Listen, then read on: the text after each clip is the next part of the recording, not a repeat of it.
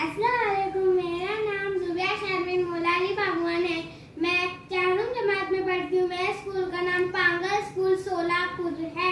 मैं आज आपको एक गीत सुनाने वाली हूँ, गौर से सुनिए। सारे जहां से अच्छा हिंदुस्तां हमारा हमारा, सारे जहां से अच्छा हिंदुस्तां हमारा।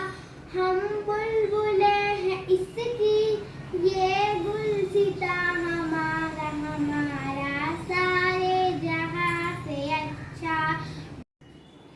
गुर्बत में हूँ अगर हम, रहता है दिल वतन में। गुर्बत में हूँ अगर हम, रहता है दिल वतन में।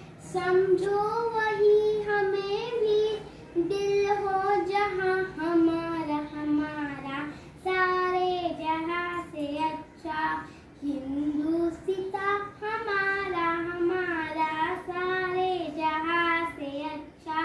पर्वतों सबसे ऊंचा हम साया आसमां का, पर्वतों सबसे ऊंचा हम साया आसमां का।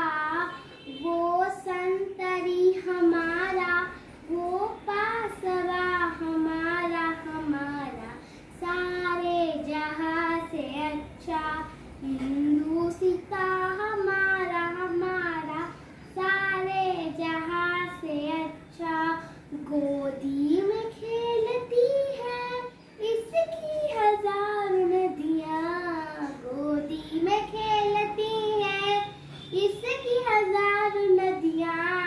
गुलशन है जिसके दम से रश के जीना हमारा।